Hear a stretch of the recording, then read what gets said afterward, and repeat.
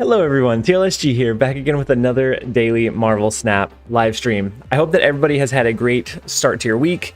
You've had a great couple of days after launch. Everybody, I hope that you're enjoying getting access into this incredible game.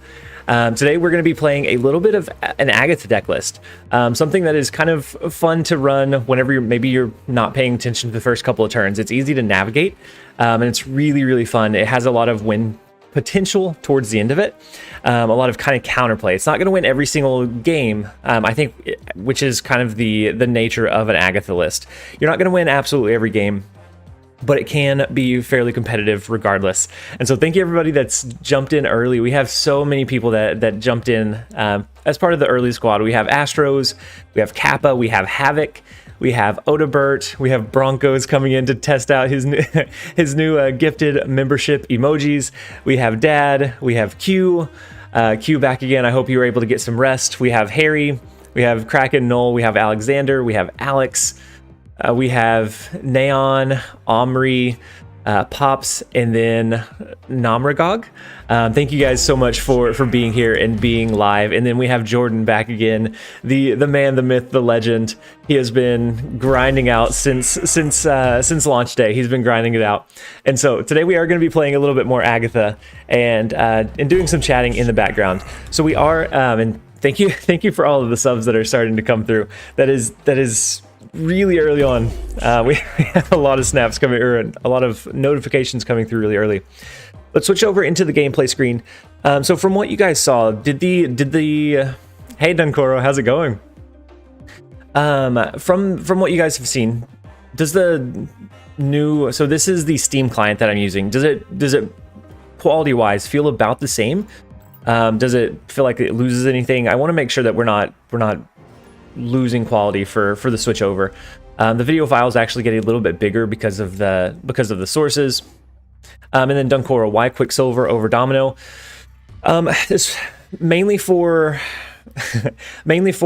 the Daily Bugle. So if we draw into a 2-cost card, I want to be able to get rid of both of them by 3. So with Quicksilver, I know that I get rid of that one by turn 1.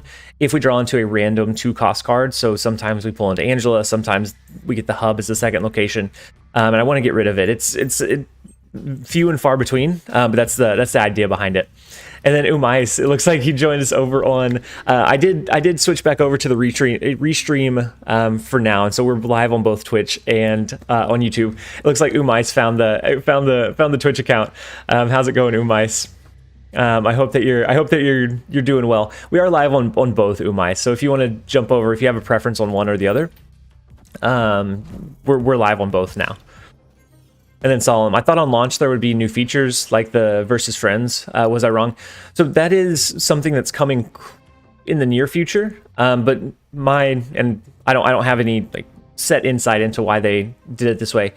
If I was running a game, if I was launching a game, I would do something that would be the safest. And so dropping a patch on launch day seems a little bit scary.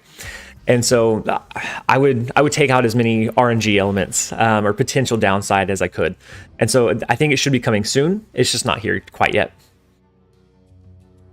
I think TLSG has a good point that rolling out a new patch on launch date, yeah, because there could be unforeseen issues, something that you're not anticipating, critical errors, and then all of a sudden you have thousands of new people interested, and you spent who knows how much money on marketing, and you're not able to really capitalize and utilize on it. And so it'd be a bad first look. So I would expect maybe in the first week or so for something to come. I don't know if it's going to be friendly mode. I know that they're working on that pretty closely, but we don't know exactly when that will be. And then Umais, I just got the notification on YouTube. Yeah, so I set up the YouTube just a little bit late. I was in work mode, and so it took me a little bit longer than normal to get it set up, but so maybe that's why it didn't go out as early or as consistently. Yeah, let's expect a big update to roll in probably early November. Yeah, maybe late October, early November. Once everything kind of rolls in, people get their feet wet, and then I think they put the finishing touches on some of the bigger things. And then it's in their second tier development. Jeremiah, so from the roadmap, collector's tokens are in that as well, right? And I know that they said that they're wanting to push those soon, it just not quite for launch. Dad, lurking, work in the way, be back. Okay, absolutely, that's absolutely fine. I completely understand juggling both work and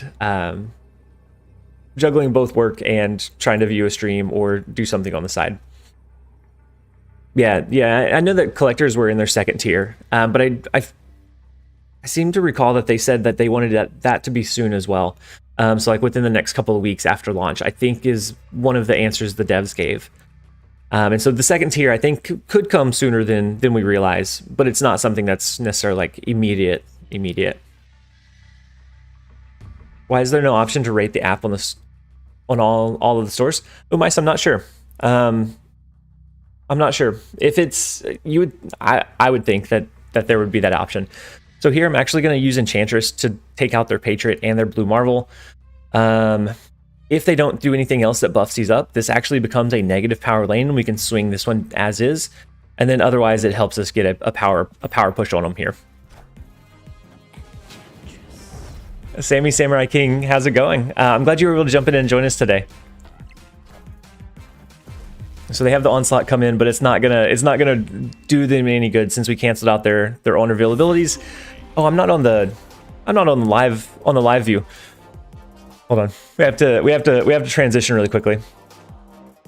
And so this one, I need to adjust my elements a little bit more, but it seems like whenever I restart the Steam client, the live view, my elements get a little bit obscure. And so I need to get those fixed. But for the most part, it's an easy fix.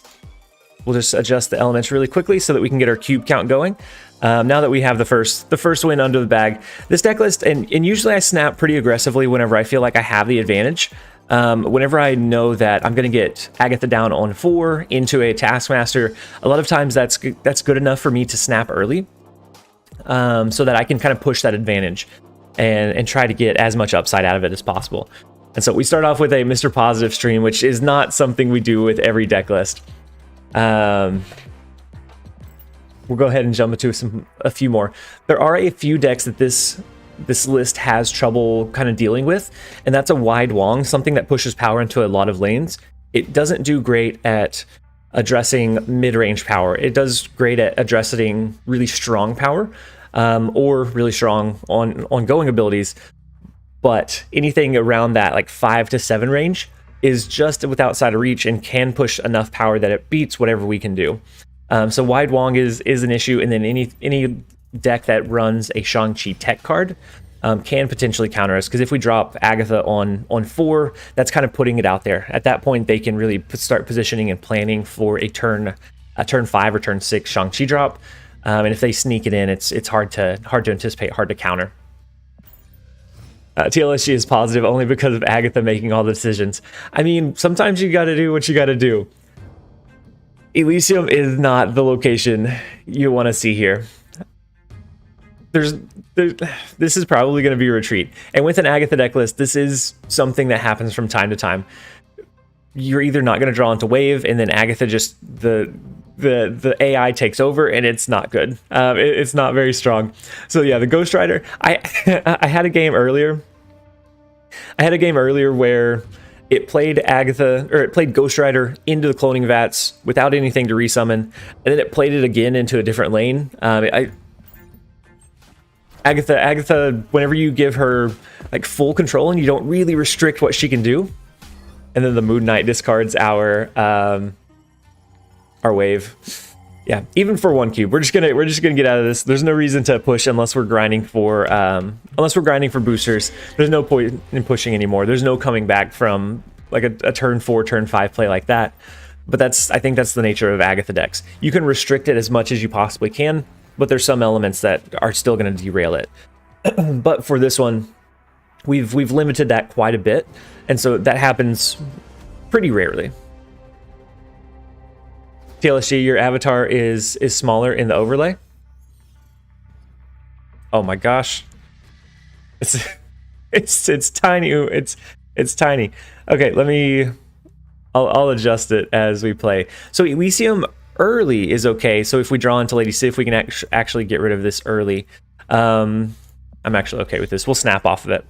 And then I don't know. Thank you for calling out. I'm not sure why the avatar was tiny. Let's go ahead and make me just a little bit bigger. Yeah, it's the pre-nerfs. It's the pre-nerfs Lady Sif now. I feel like more people are gonna run Shang-Chi because of you. Yeah, that's it. That's the downside of like featuring a deck that does pretty well, is that if it's really strong into ongoing, you kind of start seeing a few more enchantresses kind of pop up here and there, as a way to kind of counter all of the people that are, you know, wanting to try out the deck list and see how it runs for them. And so, yeah, I think Shang-Chi is going to be a little bit more common. I think the meta so far has been kind of cyclical. So it's been like we went with a really large minion deck, and that started leaning into like Shang-Chi counterplays, and then it shifted away from that into like a strong ongoing, and then from that into a strong counterplay, and it's just kind of been rotating. Right now we're kind of rotating out of the strong ongoing and back into like a large minion. And so I think Shang-Chi is going to find a place in the current meta, at least for a while, until people start adjusting again. Yeah, Agatha has been doing good about not committing suicide. Maybe they updated her code just a little bit, because previously she would absolutely jump into Death's Domain. It seemed like her favorite location. But so far she's been pretty good. Half the decks I play against now are Agatha decks. Thanks, TLSG. I'm so sorry. If you don't have a counter to it, I'm so sorry, Ryan. It's just it comes in waves. So it's like there's a huge burst of interest in trying out the deck list, and then it usually tapers off after a few hours, depending on how good it is. If it's really good and it performs really well, then it sticks around for quite a while. So Destroyer, not that I'm the only one that ran Destroyer, but like I covered it, Jeff covered it on one of his videos, and then a meta tier list, or a meta tier list covered it as well. And so I think those factors combined, Destroyer's everywhere now. It just feels really consistent, and so anyone that picks it up can do it pretty well. Compower, how's it going? You said let the beard grow. We're gonna let it grow as long as we can possibly handle. I don't know how long it's gonna be here, but we are gonna keep it around as much or as long as we possibly can. Yeah, how to counter Agatha? You Shang-Chi it. You tech in a Shang-Chi, and then you still have to have a strong push outside of that, because that's just gonna win you probably one lane. You still need to figure out how to win the other one. Dad, I missed the deck explanation. The goal is to try and not kill yourself while watching Agatha play cards. I mean, more or less. I think the goal is to always to gain some cubes, right? But no, yeah, the main goal is just to... What do we have left in our list? We have... I think we play Jubilee into Death's Domain. We could potentially pull a Chavez, which could help us kind of bring back the win condition here. And then we are going to pull into a card here, which doesn't feel great. So maybe we do a Drax over here, and then a Lady Sif. We want to kind of constrict what it does. We don't necessarily want... No, because then if it does...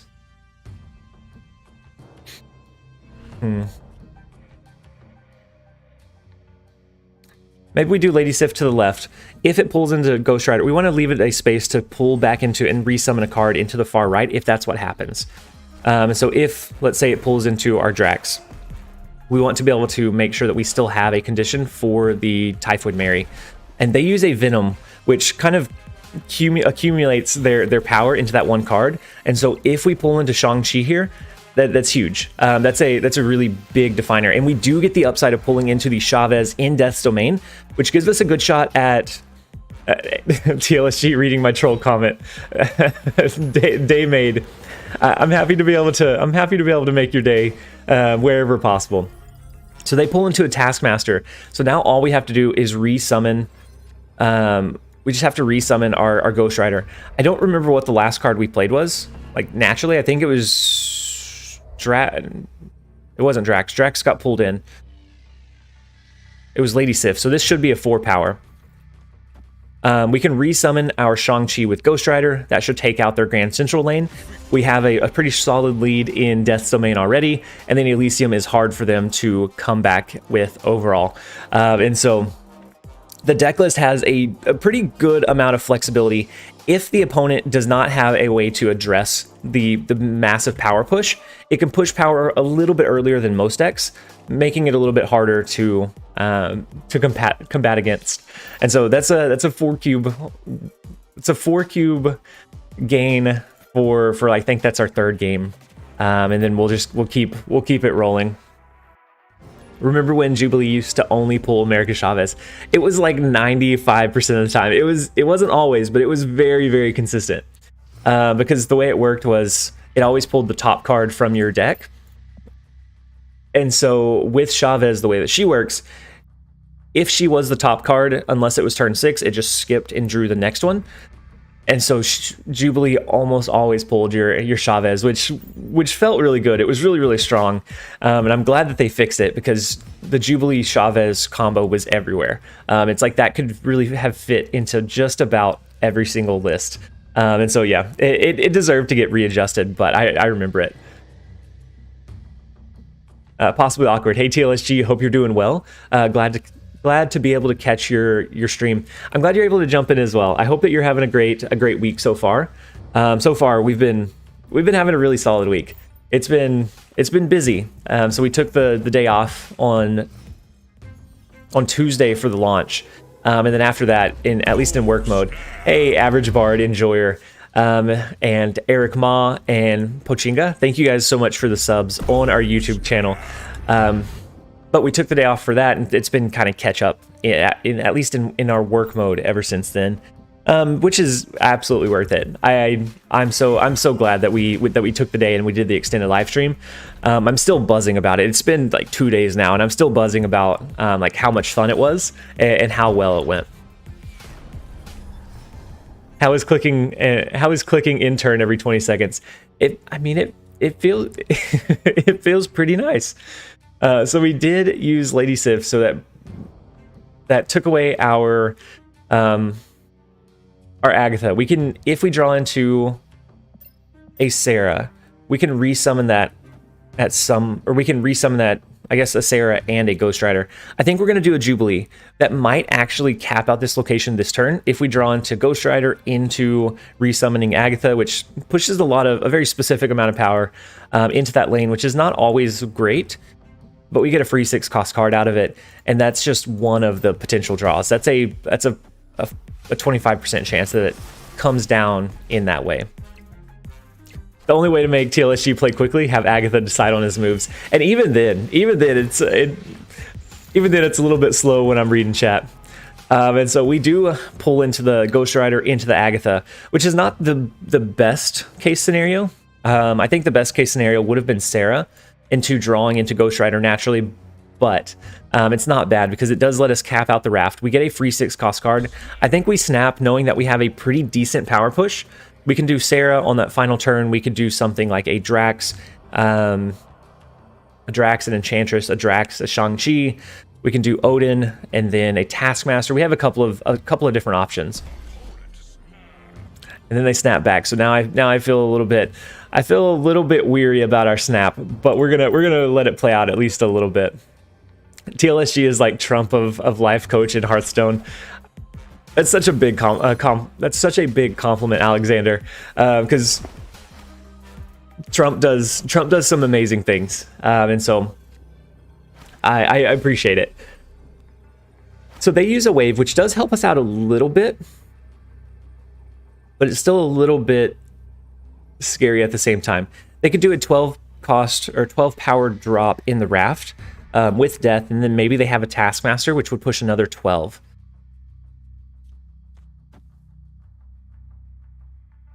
We don't have anything that's within that range to be able to swing. I think we spread our power and see if they have Taskmaster, we lose this one. But we've been doing well enough that I think it's worth risking. Well, We're not at +8. I think this one is worth risking. They have to have both Taskmaster and Death to beat us here, which they might. They very well could have that. The wave could have also just been a way to counter us having that free 6 cost drop so that we wouldn't be able to drop it. I think we're looking at an 8 cube loss. I think so too. But I think we play it out. I think there's a lot of ways that we can lose this one. We could do Drax Odin, but I think they're going to spread their power. It's Chavez Death, and so ooh, yeah, Chavez Death is more common, and it's not quite going to be able to. Drax is not going to beat the power of a Chavez here. Yep, you're right. No, it's a Hulkbuster. No way.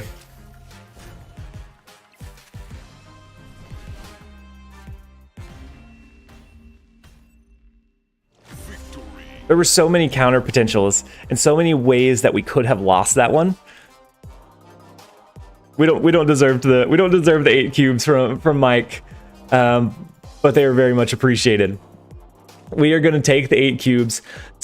So far, Agatha has been doing wonders. Not that I think it's necessarily the right call. It was a call. A call was made. It was a gamble that was taken. That was taken. Most of the time, you would probably want to retreat there.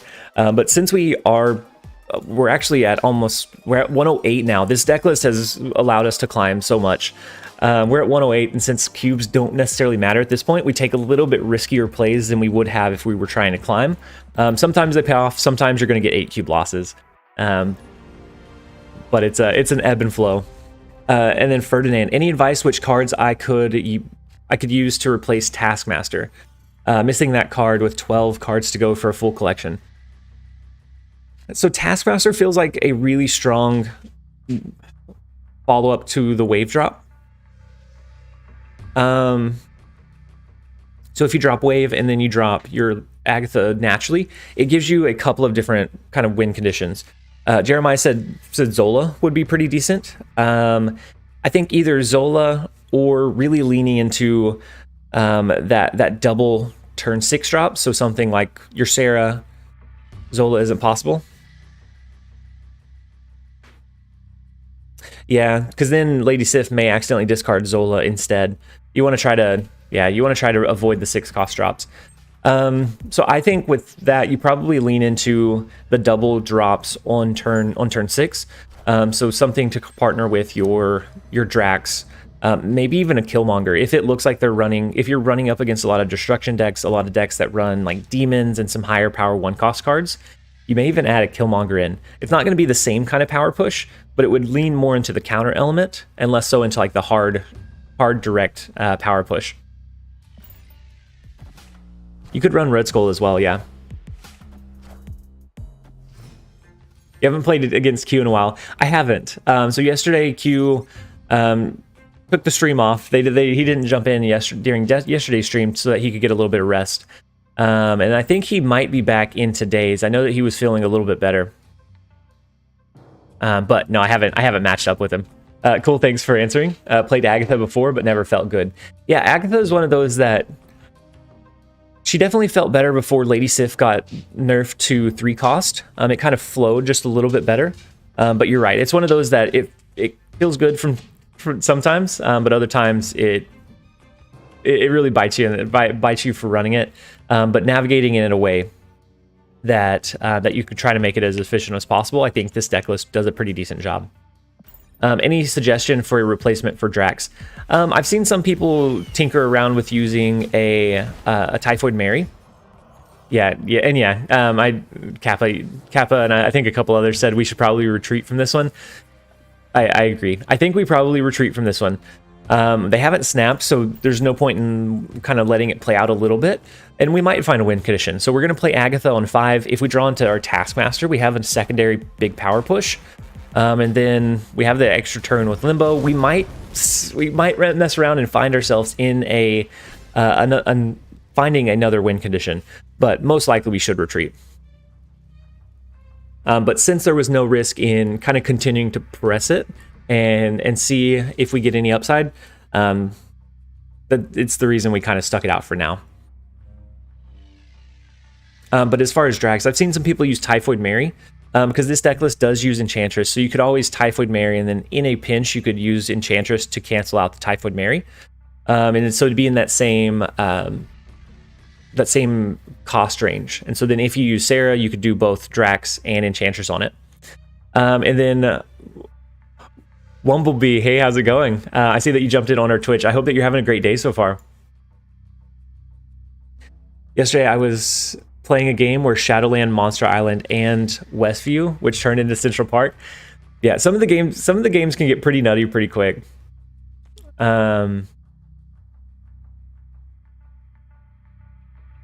I think we drop our Chavez here. That'll let us do a Drax and a Lady Sif next turn, or maybe some counterplay, depending on what they drop of their own.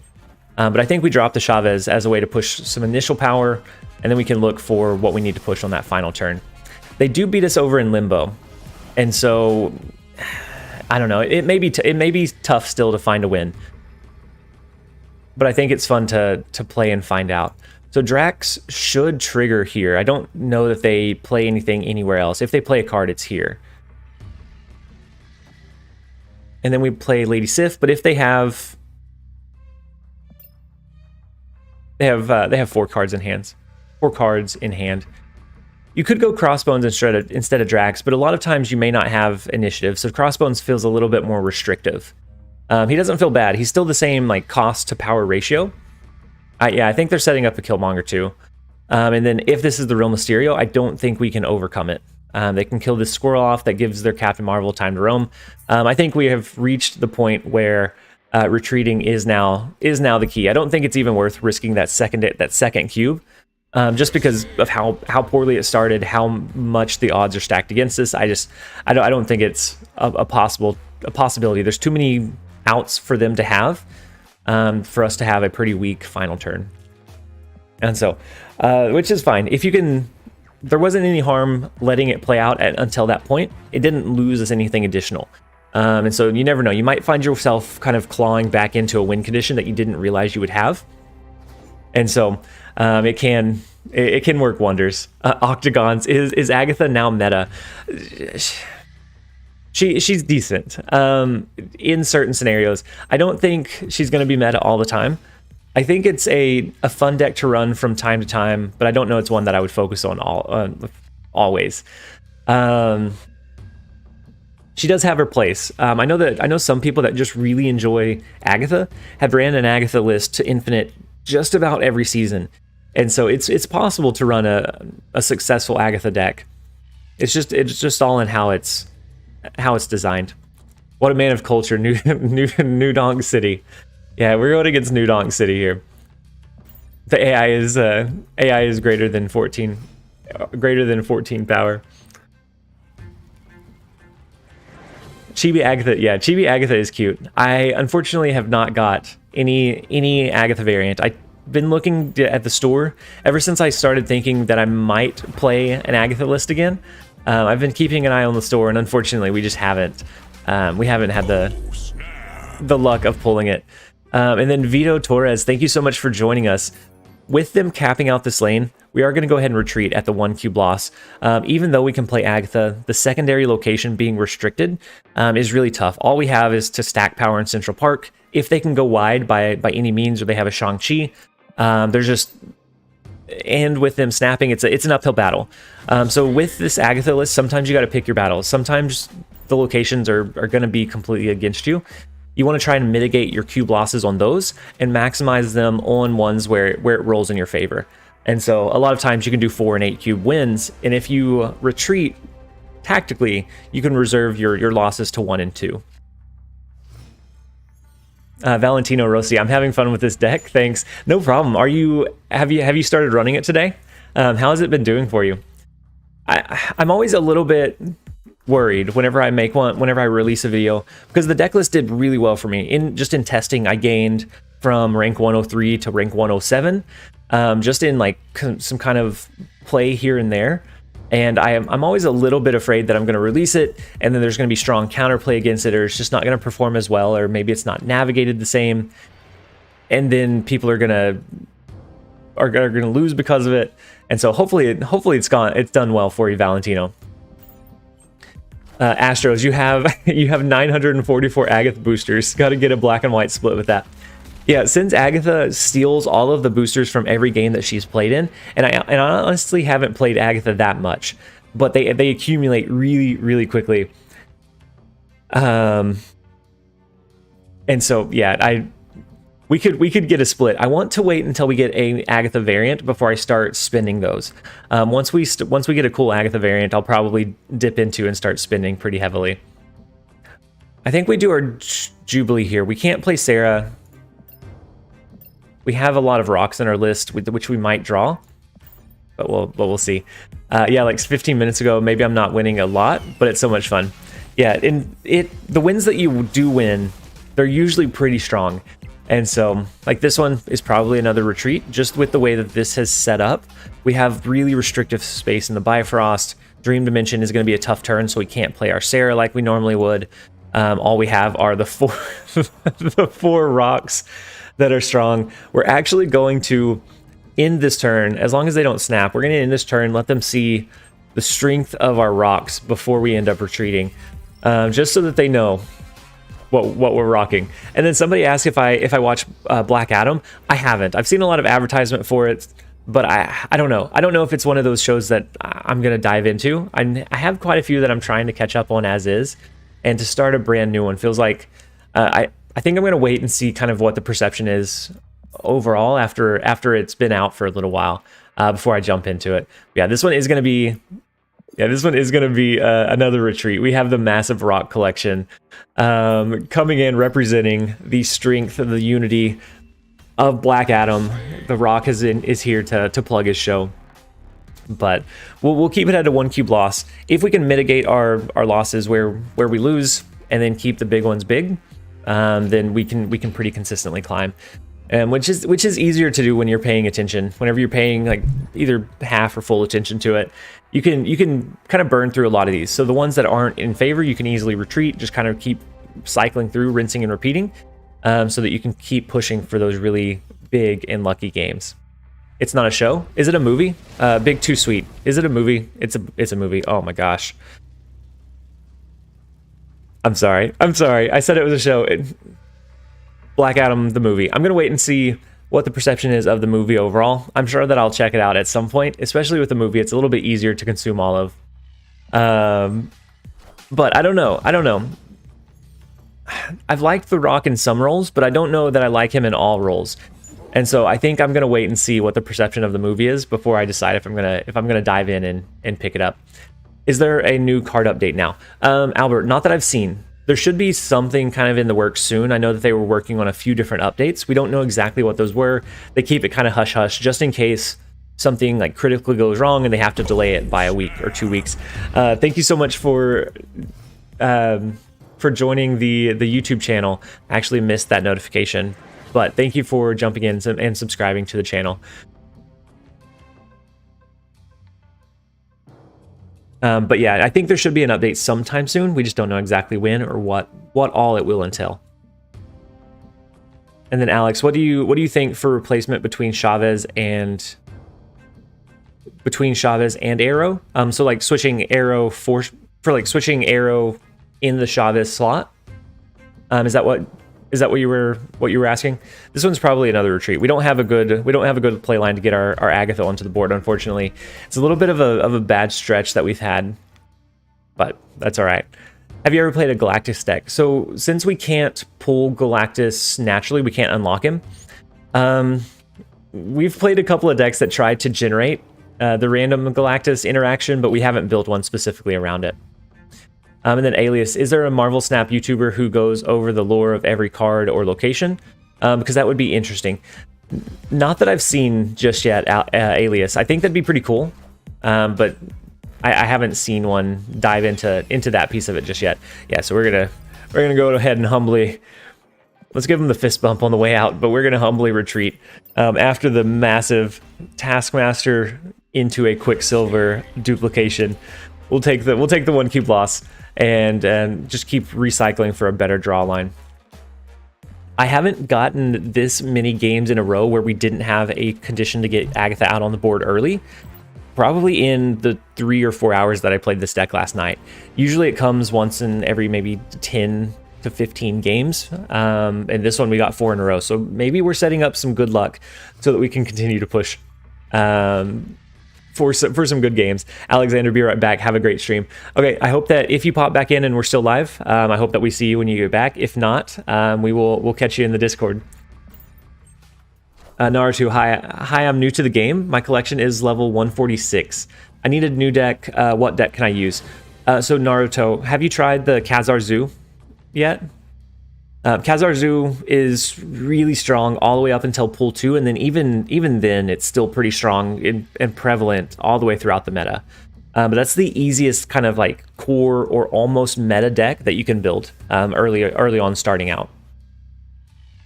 And then if you haven't tried it, I did make a video on YouTube. It's just a Khazar build, but if you want an idea, on my YouTube channel there is one that's like the best, like 3 decks to help you get from collection 0 through 222, which is where you start pool 2.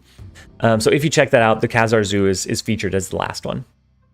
So we do have Wave, we have Daily Bugle, so we might even snap knowing that they might have an Agatha in hand. I missed the same cards for the deck.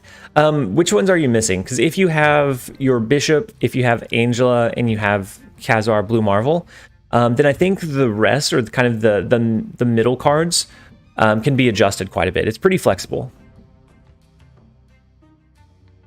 Onslaught Citadel is from the epic mid-90s Onslaught event. Professor X was not having it. So the Onslaught event is Onslaught Citadel. Is it from X-Men then? I recently unlocked Thanos, but I don't know how to make a deck for him. Any idea? David, if you unlocked Thanos, you're top notch. Thanos hasn't been released yet, at least to my knowledge. They said they want it to be like they want it to have like an epic feel for that release, and so he's probably going to be in pool 5 and have some like really cool engaging way to unlock him. And so I mean.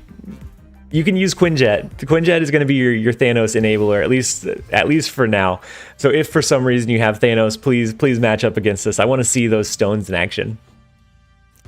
Do you have a Discord that I can be a part of? Yeah, we do. So actually, the Nightbot, I think, just sent it a couple of messages above. It's the discord.gg link. Then if not, any of my YouTube videos, we have it listed there. And I'm not able to help out as much. I try and jump in where I can, but the rest of the community is so great at jumping in and helping out where possible, and helping with deck build ideas as you kind of progress in your collection. And so yeah, we have a Discord. It's in either the description or Nightbot sends it from time to time, and we'd love to have any of you guys that aren't part of that community in there. David, you should get him from Agent 13. It is possible to get it from Agent 13. TLSG, there's a pool 5, not yet, but they've hinted. So during their symbiote invasion like a video announcement, they did mention that there is going to be a pool 5. And actually, maybe we should have dropped Sarah into Onslaught Citadel instead of the Taskmaster last turn. That may have been a misplay on our part, because now all we can do is Magneto, which doesn't feel great. Magneto would help us win here if we don't think they can overcome our power, and I think we may let this one play out.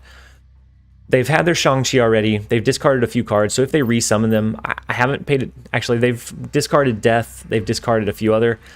If they have Hela in hand, they generated the Shang-Chi from our end. It's not even something they naturally run. I think we retreat out of this one. It's a 4-cube one. It does sting, but with what we're faced up against, it's not.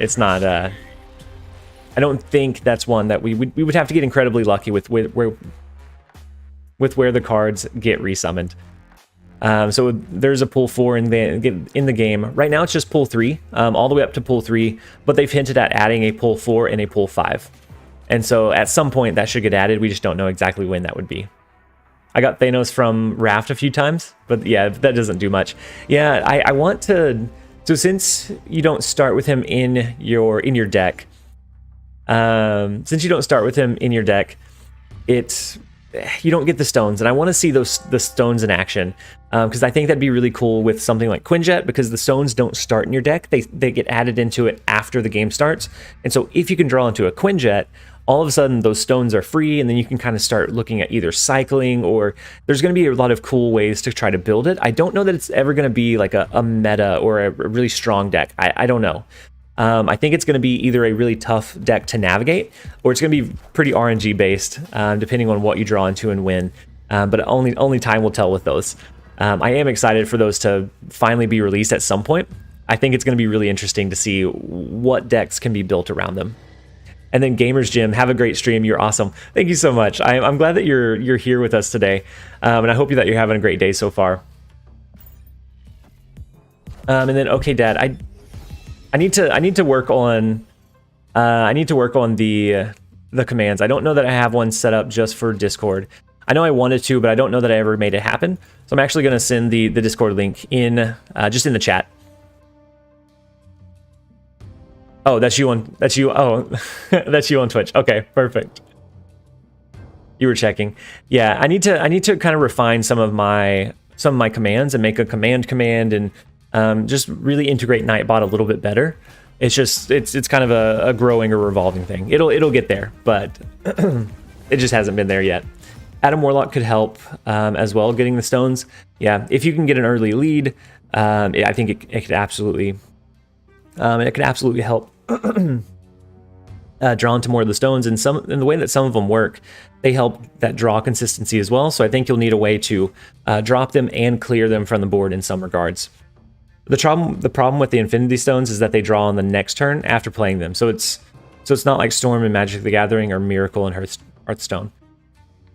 And Andro, that's a good point.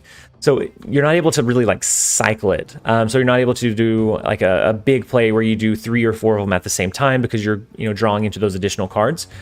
So then you have to really wait each turn to draw into that additional one. And so it makes it a little bit harder to do a really big impactful turn. But maybe there's some way that we can find to make it work. So I think we drop our Taskmaster into Baxter Building. It should copy our Agatha. And then at that point, we can kind of adjust and see. We might do a double Drax and Kamartaj and just move some of our cards over. I'm honestly not sure what they're running. So they Wave, they had Misty Knight. We might need to. An Enchantress here would be risky as well, because they might be hiding an Onslaught into a Patriot behind the Invisible Woman, which could be pretty bad as well. What if Agatha and Ego at the same time in one match? Yeah, some people have asked that, and it's basically there's no like cool interaction. I think it'd be really cool to see them like kind of battle for who's controlling the cards. But as of right now, it's the same AI that takes over. These locations are the main locations in Multiverse of Madness. Are they really? Kamartaj, the Baxter Building, and then New York. Elias, you're not wrong. You're not wrong. And then, yeah, you say Booyah. I am really afraid of the... I'm really afraid of the Onslaught into the Patriot, or the Onslaught into the Mystique into the Patriot. And there's no like really strong way for us to counter.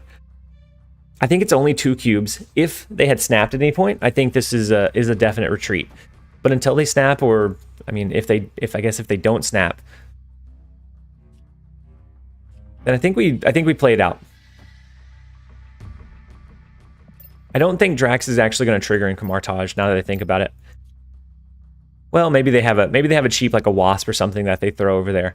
I think this one is a loss. I do kind of want to see the Patriot push like 60 power into these other lanes, but I think without a snap, we let it play out. Andro, yeah, Drax left and then move. Yeah, just in case we get the double Kamartaj triggered, that could help us find a win condition. And then there is the Onslaught, and then the Blue Marvel. So not quite what we were thinking. It's not as big of a power play, but it still might be enough to do it for him. With the Baxter Building and with the double trigger of Dr. Doom and Kamartaj, it does do it for them. I don't even know that they needed the double buff from Blue Marvel and Onslaught. Just the double drop in Kamartaj is big. And so that one was more of more of a play until we see what they run type of thing. We anticipated a loss, but since it was only for one additional cube, I figured it might be worthwhile.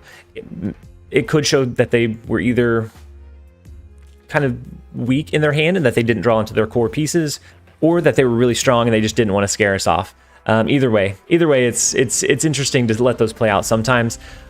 Not necessarily when you're really pushing hard for cubes, but in this scenario, we're above 100. I try and stay around 100 for the remainder of the season, and so losing a few cubes here and there is never too big of an issue. You just change the location 3 times and your opponent quits because he can't handle it. I've had a few games where the locations have changed potentially 3 or 4 times throughout it, and it's. I don't know that it causes them to rage quit though. Should more people be running Invisible Woman for getting cubes? Please say no. Invisible Woman is decent. Sometimes it's just a distraction too. Like even if you don't intend to really drop any major things behind it, sometimes that will cause people to, you know, play cards there that they wouldn't have otherwise, trying to counter it. Like, so they'd use a movement card to move Invisible Woman out. They use Enchantress early to counter the Enchantress. So sometimes it's just kind of like a bait. I think at 2 power, 2 cost, unless you have a way to really utilize it, I don't know that it's huge for gaining. Now in an ongoing deck, absolutely. I think it's really strong in an ongoing deck that runs a Spectrum at the end. This is just like Talquin's deck. So I saw that Talquin ran one. There are a couple of changes. He had, I believe he had Mysterio in his, and then he had Typhoid Mary instead of one of the other cards we opted for. I don't think he had a Jubilee. So I don't think he went Jubilee or a Quicksilver. And so I think those are the 2 differences. I think instead he had Typhoid Mary and Mysterio, which I like the consistent drop of either a Domino or a Quicksilver. I think the 1 power difference a lot of times isn't going to make the make or break. The reason I have Quicksilver over Domino is because sometimes with Daily Bugle, we're going to draw into like maybe their Angela, maybe a low cost card, and having the 1 cost card that's already out of our hand after turn 1 can sometimes help us get and be able to drop that power onto the board on that final turn, or get rid of that card onto not on our final turn. I think the opponent had buffed Hulk with Nakia on this one. Did they drop a Nakia? Did I miss it?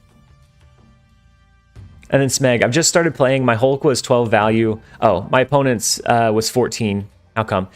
So they could have dropped an Ironheart, which could have buffed it by 2. They could have dropped a Nakia. There's a few different scenarios where it might have buffed it up one way or another. I think he doesn't have Drax, not Jubilee. Yeah, so I know that he didn't. You think he was running? I don't know. I know that he ran it just briefly, and I didn't catch the stream that he did it in, but I know that he ran something similar. And right now, the Agatha Control, there's kind of a lot of different shells for it, but most of the core cards are the same. I think in this list, your Wave, Lady Sif, Ghost Rider, Taskmaster, Chavez, and Agatha are all pretty core. And then after that, it kind of depends. So for us, I like Sarah as a way to be able to cheat out a couple of big cards on the final turn. So we're going to be able to do a Lady Sif to discard our Chavez, and then we can resummon it with a Ghost Rider. We could do a counterplay, but I don't think they have any big targets that we're going to be able to hit. This looks like more of a tempo list. And so I don't know that we hit anything massive.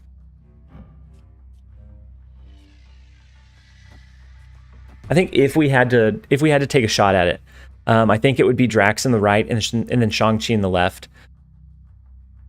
But I honestly don't think it's worth sticking out. They took us and took the lead in the vault with their Shang-Chi. I don't know that we want to risk 2 more cubes. And so I'm actually gonna back out of that one too, which is not what you guys came to see. You didn't come to see a whole bunch of retreating, but I think that's the tactical aspect of the deck, is that you're not gonna have the 8 cube games all the time. Now, yesterday, before really anyone was in, or I guess before a lot of people were introduced to Agatha, it did quite a bit better, and I still think it can perform well overall. I think it just comes down to a draw. And then Crack and Null, hey, how's it going? I'm glad that you were here earlier, and then I'm guessing maybe you had to jump out and that you're back again. But I'm glad that you're back and able to catch the stream where you can. And then 1,000 boosters for Agatha. Yeah, since she steals all the boosters anytime she's in a deck, we haven't ran her all that often in actuality, but it does really start building up quite a bit. And I don't want to spend them until I have a variant. I'd rather spend them on an Agatha variant than her base model. Twitch, what's your ID? What ID? What ID are you talking about? Gratifying genes. We do come to see some retreating. Some people need to learn when it's best to retreat. Not me. And I think that, yeah, I think that's true. Retreating is an element that's not necessarily covered as much in like my deck builds, just because to an extent it's not as consistent. Sometimes it's not worth adding in, but it is a big part of the game, and so I think I like the live environment for that. You can really showcase like the deck strengths that way. And so if we draw into Shang-Chi, we can easily swing the Gamma Lab. I think we do a Ghost Rider into Crimson Cosmos. We can drop Sarah on 5, and then that'll give us a couple of chances to draw into our Shang-Chi. We can do that as well as maybe a Drax on the final turn for that last turn power push. Valentino, months playing, and I did not understand who won the boosters. Can someone explain why is Agatha getting all the boosters? So right now it's I think semi-random who collects the boosters at the end of the game. I think at least at one point it was favored to go to your least upgraded card, so the one that was the lowest rarity would get the boosters more often than not. But with Agatha, the way that she works and the way that the developers wanted to push her AI is, since she's controlling your deck, they didn't want this to be used as a way to farm boosters for all of your other cards. And so they didn't want somebody to basically be able to write a script that just ends turn and lets Agatha do her thing over and over and over again. And so to kind of fix that, anytime she's played, no other card in your deck will get boosters. She'll take them all. That way, if you do farm with her, the only boosters that you're going to get are hers. You won't be able to upgrade your other cards because of it. Did you know the Crimson Cosmos is the home destination of Cytorok, the Destroyer, which is a god and a demon who selects an avatar to become the Juggernaut? I did not know that. Alias, it seems like you're really, really knowledgeable about some of the lore, and that's something that I've lacked. It's something I have a subscription to Marvel's comic service now, and I'm kind of catching up on some of the older lines, but there's still a lot of lore that I don't know yet, and so I do find that pretty interesting. He's a god, not a demon. He's a god, not a demon. Okay. Alex, I paused the stream. Okay, perfect. And so only one is Alex or Sachi in chat, and so they're gonna pause the stream, and we're gonna have hopefully a good match. Hopefully we have a good Agatha match here to gain a few more cubes with Elysium. We've had a lot of Elysium lately. If we can draw into Wave or Lady Civ here, then it helps us out because now we can actually play it. So only one may be running his own version of an Agatha list. I haven't seen Quicksilver ran in really much else. Maybe a Cerebro too, but having that start in your hand seems kind of lackluster as well. Yeah, only one's a Discord member. He's a channel member, and he's pausing the stream. I believe he was the first member on our YouTube channel once we got monetization, and once we got the like memberships where you could kind of join in and help support the channel even further. Andrew just started playing yesterday and hit platinum. That is, I love hearing that. I love people like really buzzing about the game, jumping back into different streams, and just kind of giving updates on where you're at. I know we had Jordan that was doing that pretty much all day on our launch live stream. He was like, it was like I could feel the excitement from him, of like just being able to play kind of for that first time. And so that is huge. I hope that you're enjoying the game. I think that's I think that's the biggest thing, is that you're enjoying the game. And then second, I'm glad that you're in here and kind of sharing those experiences, because it is truly like it's almost one of a kind. I haven't found anything else that feels the same way as the first few weeks or few months that we played Marvel Snap, just because it's so, I don't know, it's a different feeling. Andrew, yeah, I saw it. Luckily, I saw it in time. The Taskmaster was the better play than the Sarah there. One, we already have Elysium, and then two, we had Mirror Dimension could copy into another Elysium, and then the Taskmaster is just a huge power push. And so I'm glad that I saw it in time. But yeah, I think Taskmaster is definitely the play, and it spreads out of power so that it makes it hard for them to use a Shang-Chi. So we know that we're going to have a Shang-Chi to try to win the Elysium lane, and then from there we just kind of have to do the finishing touches. So I think we do Jubilee. We could pull into our Drax. We could pull into our Chavez, which would be a decent power push and give us coverage once we do Shang-Chi this middle lane. Now he has Sarah, so if he made some adjustments to the deck list, maybe we have to be a little bit wary here. Our Drax does get drawn. It does trigger from this middle location, which is good. And they actually play a Drax of their own, so it looks like it is a complete mirror match that we're facing here. Yeah, the double Elysium is kind of nutty, and so now all of their cards are probably down to one. Clintar location is the place for Symbiote Family, with Null and Venom in there, and so that kind of makes sense, with kind of the flavor of that card or that location effect. Sissio, hey, how's it going? I'm glad that you're able to jump in and join us today. Yeah, we have all 2-cost cards because of Wave. So we have the Shang-Chi that will be able to come in and clean up this location. I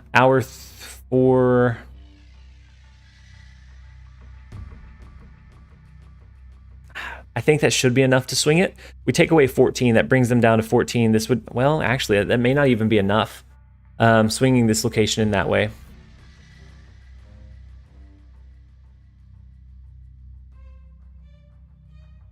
We have to look out for a potential Chavez play. So Shang-Chi is only going to bring them down to, it brings them down to 10, and then it brings us up to 16. So if they drop their Chavez here, then we actually lose this location still.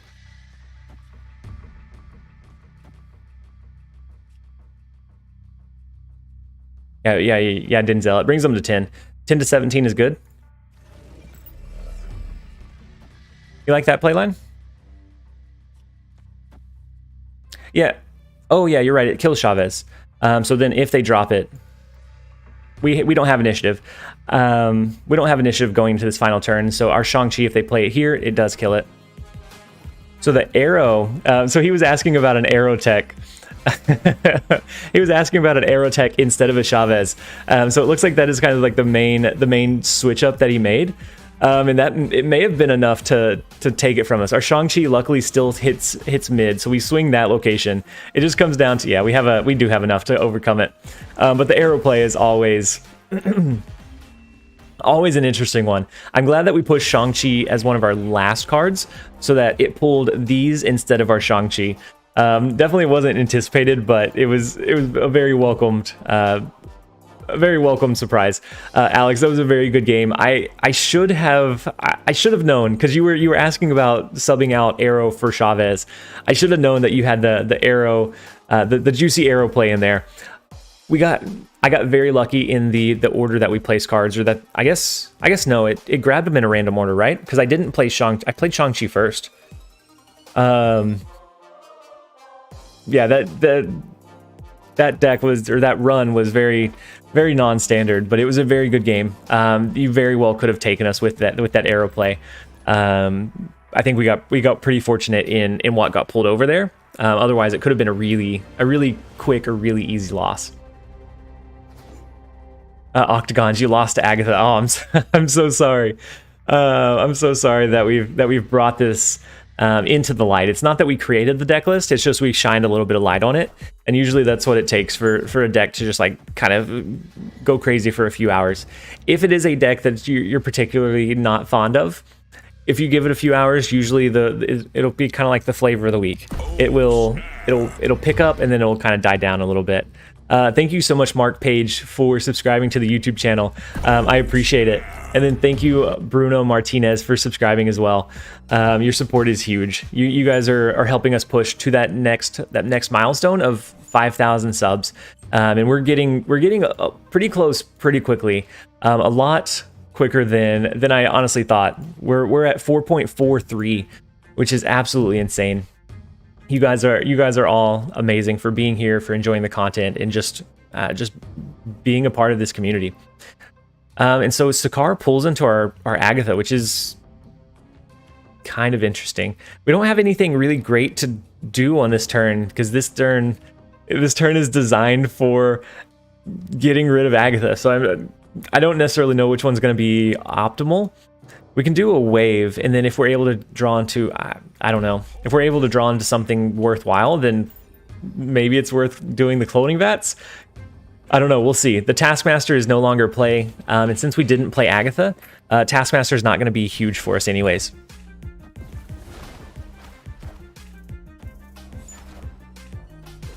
Ooh, and so they have a Carnage. Ugh. So a Carnage in cloning vats is always massive, because now they have a Carnage in their hand that is 11 power, just a base 11 power. And so then if it absorbs any other cards, if they do anything else to kind of expand it, it snowballs very, very quickly. Mayoki, what time does the lunch live stream usually start? I'm always late. It usually starts around 10 a.m. Central Standard Time, and that's to accommodate some of our viewers where it's really late. A lot of our kind of dedicated, so a few of our mods, it's around like 1 a.m., 2 a.m. whenever we start the stream. So I try to do it a little bit earlier. So it's not really like a great lunchtime for me, but it's more to help accommodate their schedules. No reason brand new players in pool 1 should have a higher chance to hit infinite rank over longer players with higher collections. I think in the long run. So right now, there's no really point for pushing higher. There's no major advantage to being higher in infinite rank. But I think once there is a leaderboard in place, I think that's where we'll need that to be a little bit different. I don't mind new players being able to climb a little bit easier, get infinite just based off of who they're matching up to. But if it comes down to like a rank 1 player is always somebody in pool 1 because it's a little bit easier to navigate, at that point it becomes a little bit of an issue. And so, Ivan, I love this channel and I love Marvel Snap. I'm so glad that you're enjoying the content, and that you're enjoying the game and the content that I'm creating around it. That's huge. Did you just get into the game whenever global release happened, or have you been a part of it for a little while? So I think we have an extra turn. We have a 7th turn. I think I'm gonna drop Sarah again. We can drop Sarah. That way we have some really deeply discounted cards. I mean, if you don't hit past level 70 because you see harder decks, but pool 1, people can hit 100. That's a loss of 500 credits roughly though. Yeah, and right now the 500 credits, like having that extra push, it makes sense. But I also like them not getting into and just being like hard stuck at 40, because at that point it starts feeling bad. So I think there's definitely a balance. But once there's that like entire global leaderboard, and so if people are pushing for rank 1, they have to be really careful about how they push it. What do we have left in our list? In our list, we still have we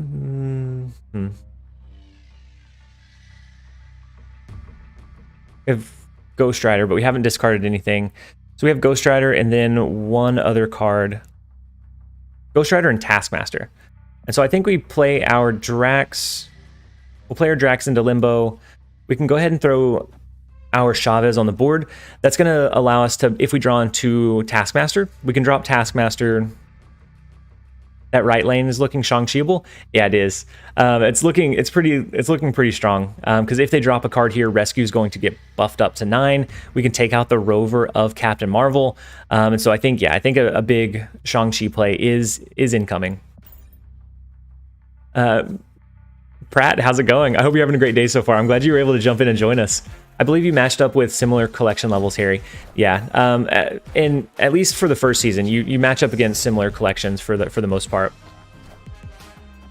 And so they now have another Carnage on the board,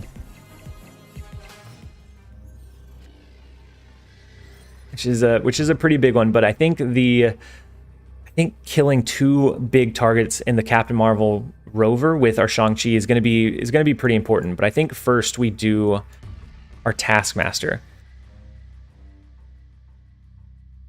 And where do we think it's going to be best to drop our Taskmaster? I think we drop it into the Citadel as a pretty big power push there. We can then do a Shang-Chi here to swing this location. As long as they don't push too much power here, if they don't push more than 7 in the Citadel, then I think we should be okay. Pushing it into Sakaar seems like a risk. They would have to not push anything there for us to have a chance of winning that one. And then Elias, I may have missed what it was. You said you have a long way. Your collection is 120. You're still in that kind of like that prime stage. You're getting cards really quickly. It feels really fresh and really new. So my advice would be, don't worry too much about pushing for all of the cards. Just play the game, enjoy it, enjoy the new cards that you get. Try them out, experience them. And I think you'll find that you pretty quickly level up as you continue progressing. I don't think at this point I don't think you should stress or worry about it too much. And so they do a Shang-Chi in the right lane, but we hit a pretty massive Shang-Chi as well. And so we win the left and the right lane for 4 cubes, brings us back up to 13 for the stream. Even with some good chat going on back and forth, a lot of new players here, which is incredibly welcomed. I'm so glad that you guys have found the streams and that you're finding enjoyment in the game, because it's something that I've been playing for months, and I still feel excited each time I jump in. There are times where maybe it feels a little bit stale because we've been in the same meta for 3 weeks. But overall, like the mechanics and the base core functionality keeps it feeling fresh even now. Wait, what if Captain Marvel leaves the location and you overcome? So the way that her logic works is, if she leaves a lane and it causes that lane to be a loss, but it's basically looking for if she can win 2, if she can kind of benefit. So if leaving allows you to win more lanes than what she's currently in, the current lane she's currently in, then she'll leave and do that. But otherwise, she stays put.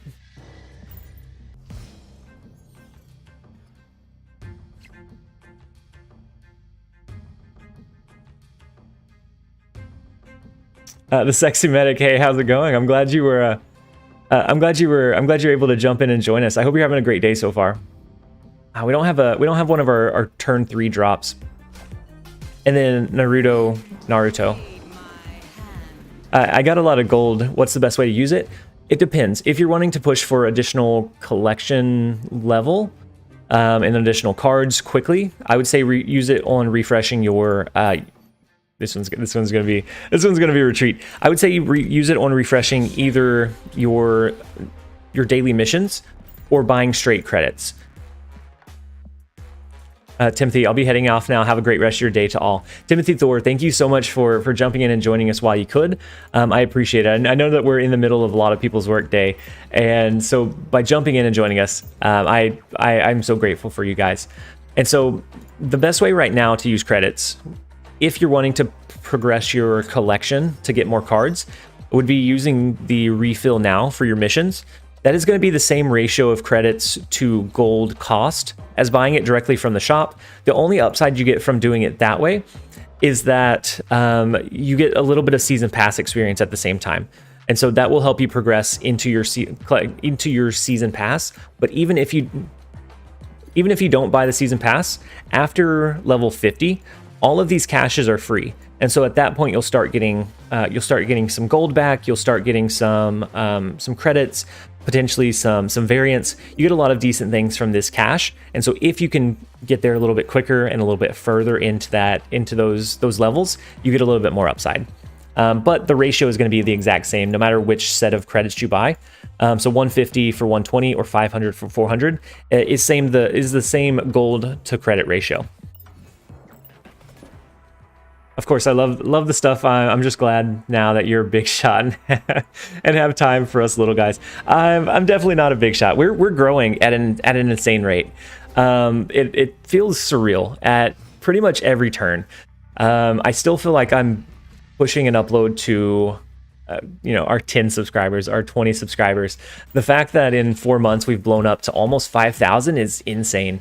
And I don't know that it's ever going to sink in and just feel real. But no, I wouldn't say big shot. All of you guys are always going to be the most important thing. As long as you guys are enjoying the content, then I am, whether I'm incredibly large or we stay about the same. As long as you guys are enjoying the content and people are finding value, then I'm happy. As a creator, at that point, I'm happy. I have a deal with my girlfriend that she opens all my caches, and since she's away for 2 weeks, I need to live without new cards for a while. Sag, oh no, that's tough. What collection level are you at? Because if it's still kind of early game, or if you're into pool 3 and you're really looking for like a Mystique or a Wong or something really strong, that's really tough. Hopefully she comes back soon, Toby. Let's go ahead and drop our wave. We'll be able to curve into Agatha on 4, and then we can do Taskmaster on 5. I think we're going to try to push for a little bit bigger cube gains. We're going to go ahead and snap on them. Do you know the logic behind 2 Captain Marvel cards? So your own and your opponent's. I had a game where either one could have moved and won, but only yours did. So I think Captain Marvel can get a little nutty, a little weird, but I believe it goes off of initiative. So if you had initiative going into the last turn, I think your Captain Marvel tries to resolve first. And then after it resolves, it's done. It doesn't try again. And then whoever goes second, I think so at that point, I think if you didn't have initiative going into the final turn, their Captain Marvel would try to move second and then could actually trump or counter move to the opponent's Captain Marvel. And so that's the way that I think it works. It can get a little bit peculiar at times, and so I think that's how it's designed to work. But if that's how it works in practice, I don't know. We'll self-report a collection level of 2,800 as a mostly free-to-play player. I'm quite proud of your progress. Yeah, no, 2,800 is almost a full collection, so you're getting pretty close to the very end. Do you have any like juicy drops that you're still waiting for? Because if so, that makes the wait that much harder. But yeah, and then Pratt says, I want to see TLSG versus Molt 1v1 after the update comes for playing with friends. Feature, pardon my English. No, you're perfectly fine. I completely understand what you're trying to say. I want to do a lot of the collaboration. So a lot of people have been putting out a lot of really good content. So Molt's been grinding pretty much every day. I know that Binks and Talquin and a lot of people are putting in a lot of time into the game.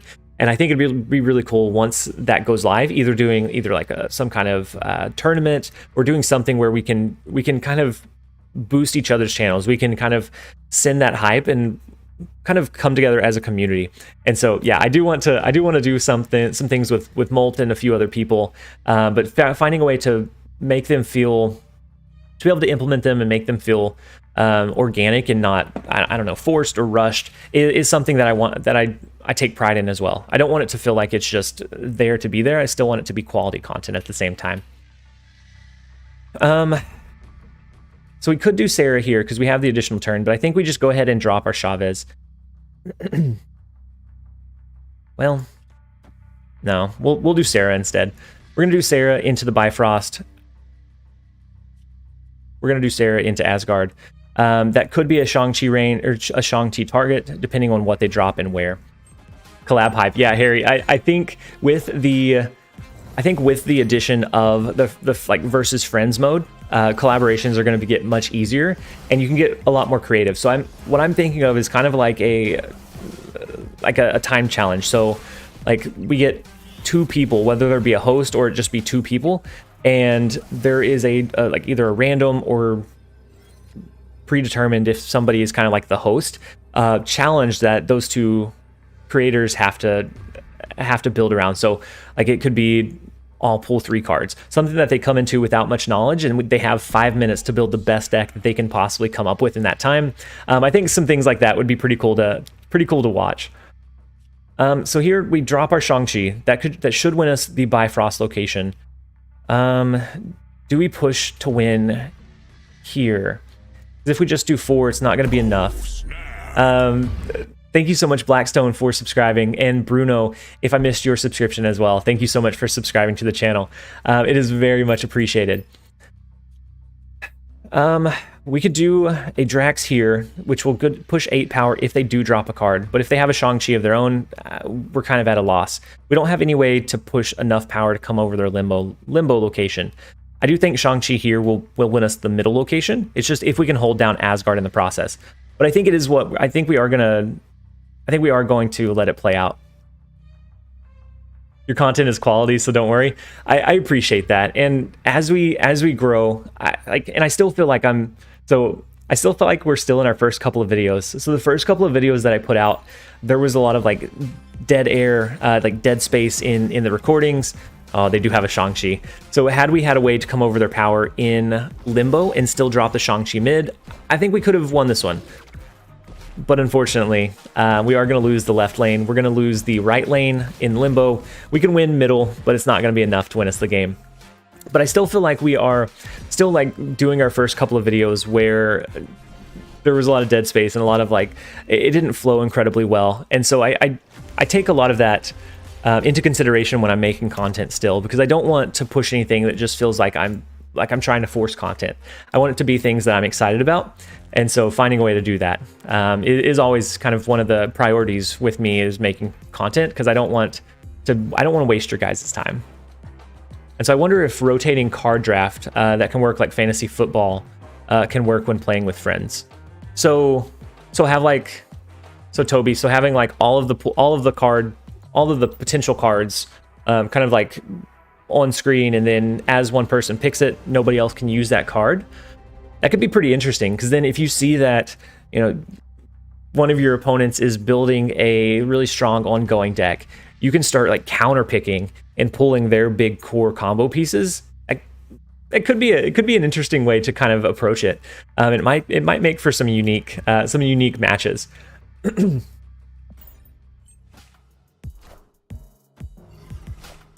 Yeah, Toby, I like the idea of that. It sounds like it would be pretty fun if you could find a way to implement it well. I think that could be pretty entertaining. Does Agatha AI always play Agatha if possible? Yeah. So if she is a potential play, so if you have enough energy to play her, she will always prioritize playing herself over anything else. So which is why Wave works in this deck list so well. So if you drop Wave, they're all technically the same cost. She'll always play herself because she has that potential. And so outside of that, I don't think that this kind of cheesy deck method and getting her to push would be possible.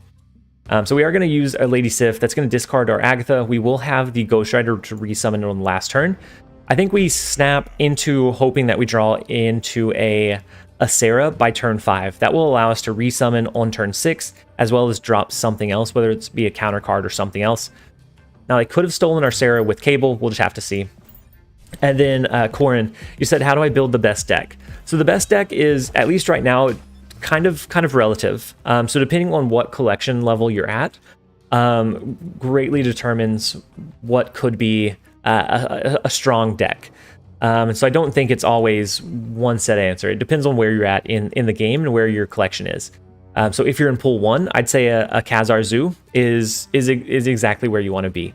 If you're in pool 2, it becomes a little bit more varied, but there are some strong contenders in that field. And then pool 3 is also rotating depending on what we're seeing in the meta, what patches just hit, that sort of thing.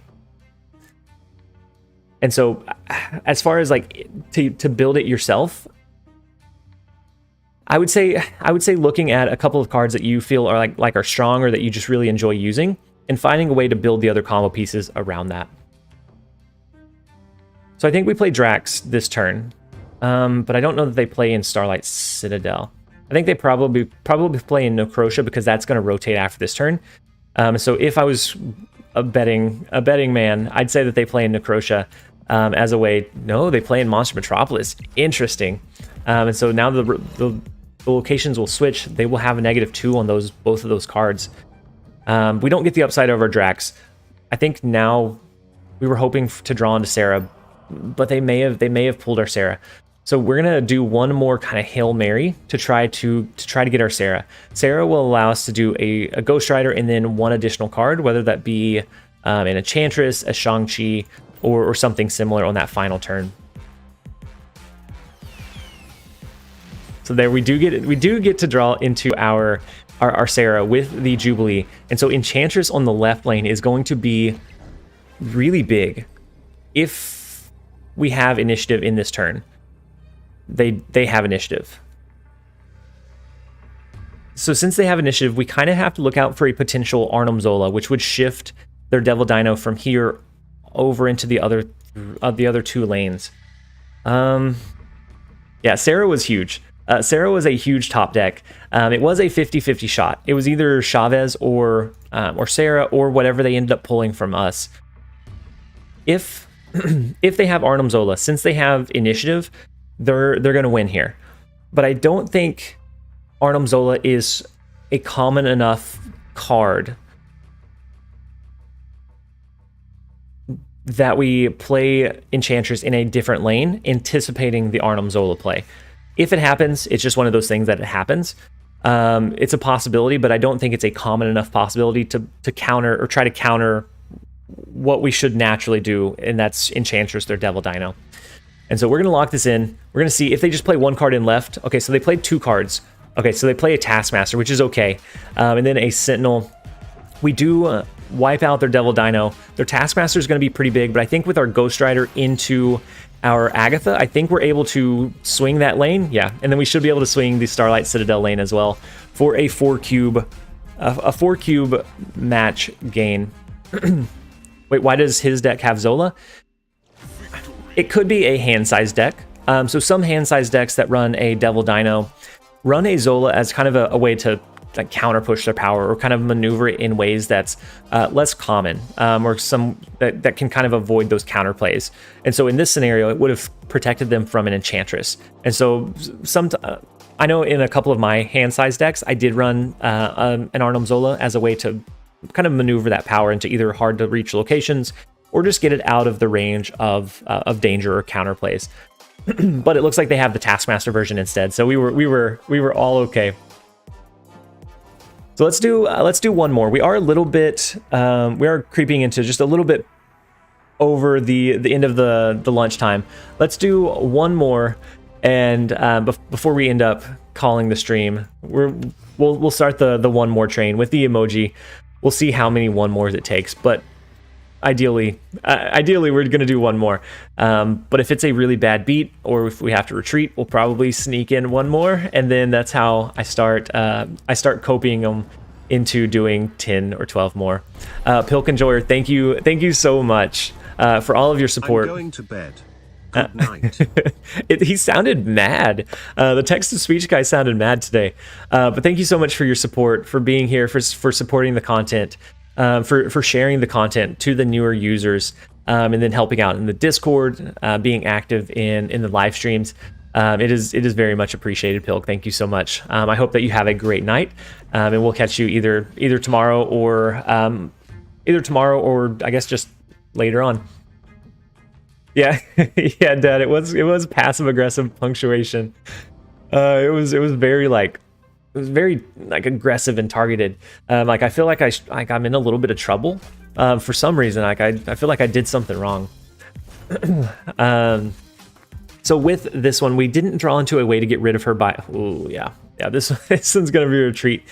we didn't draw into a way to play Agatha by 4, and so at that point her AI starts taking over and making some really nutty plays, and at that point it's at that point it's usually some really poor decisions and not some more game or not solid like location plays, and so that is how we end up getting into the one more copium, because we are going to do one more. Yeah, that Shang-Chi on the -2 ninja was huge. Like it's next level strats. Like they're not going to anticipate it. You always have to keep them guessing. I'm upping. Oh my gosh, I'm waiting for custom boards like other trading card games. I think with the success of like the variants, I think we do see other like cosmetics and like premium cosmetics.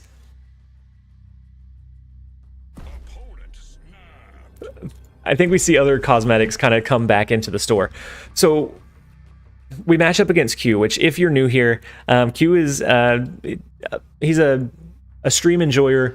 He was someone that we just started like matching up against in the live streams, and then all of a sudden it became a thing, and we matched up against him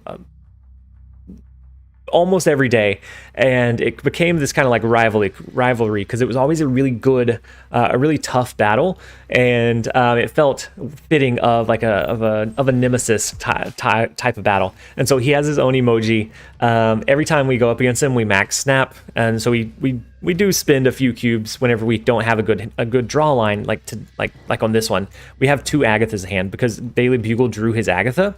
And so, yeah, we hit the raid boss when we're at 7 cubes. He is here to take us down. He wants us to be Mr. Negative Streamer. We want to be Mr. Positive Streamer for the day, but this could end in a negative stream. We could get real negative real quick. But we'll see. We'll see how it goes. His Agatha skin is nice. It's definitely nicer than ours. Ooh, so we actually have an opportunity here. It's a weird opportunity, but we have an opportunity. Our Lady Sif is going to discard an Agatha. If he has wave and he played wave, and if he plays wave, we can actually play the second Agatha on turn 4, and then we can always do Taskmaster into resummoning one of the Agathas with a Ghost Rider. This could be potentially pretty good. Hopefully he plays wave. That is what we're hoping to see. That's beautiful. We couldn't ask for a double Agatha game. We couldn't ask for anything better. We're gonna get rid of both of our Agathas, which I thought was going to be like the crutch of this game. We can make it happen. Thank you, Game Changing, for subscribing to the YouTube channel. We do have the double Agatha, potentially the triple Agatha. So the Agatha into the Taskmaster Agatha into the resummon Agatha. It is all a part of the plan. I mean, he could come over and beat us still. That's just the nature of how it flows. He could still come over and beat us. He just realized that we have the double Agatha, which is going to be hard to beat.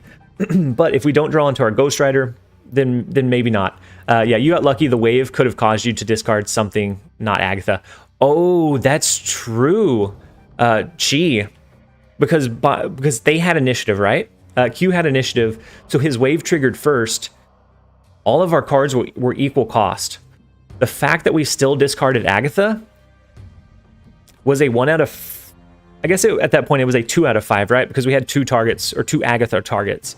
But still, 2 out of 5 is not great. Let's go with the Taskmaster into Kunlun. And then we have a chance to draw into our... Ooh, and then they just play a Ghost Rider. And now, ooh, did they copy? They may have copied our Agatha.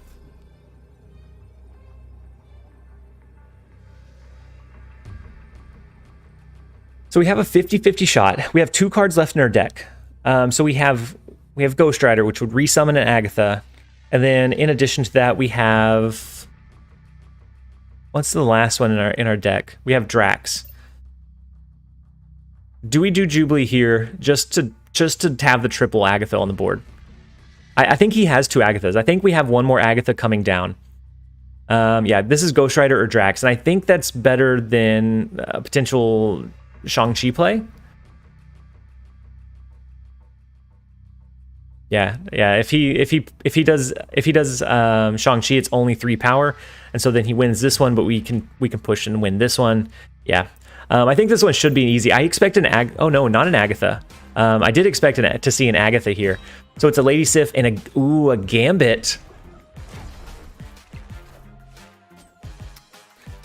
That Gambit could have been huge. Had we not had such a high roll, that Gambit could have derailed us. By hitting one of the two big, powerful targets, it could have wiped us out. But we do overcome the big final raid boss for the stream. We get an 8Q versus Q in some unprecedented luck. The fact that our Lady Sif discarded Agatha after wave was insane. Good game. I was called by my boss during the first half of the game, so I didn't realize I haven't discarded anything for Ghost Rider. See, whenever you played Ghost Rider, I thought that you had copied my Agatha as well, but that was some insane luck. Like we got incredibly lucky. The fact that I thought we had tanked it whenever we had two Agathas in hand because we copied yours, but what a fitting way to end the stream. I'm so glad you got my Agatha. That was the intention. Yeah, we did draw your Agatha, and it created a really crazy interaction that was really, really fun to watch. And it gave us a fitting way to end the stream. With that game, we are going to go ahead. I'm going to jump back over into work mode. I'm going to catch back up on a little bit of my day job work. Unfortunately, we have to pay the bills, and so we're gonna jump back over into work mode. I appreciate all of you guys for being here, for enjoying the content, for watching the YouTube videos and the streams, for being active in our nice little community that is continuing to grow. I hope that you all have a great rest of your day. I won't be live tomorrow or Sunday. Oh wait, no, I will be live tomorrow. Tomorrow's Friday. I'll be live tomorrow, but Saturday and Sunday we will be off. So I will see you guys either on tomorrow's video or on tomorrow's live stream. I hope you guys have a great rest of your day. As always, this has been TLSG.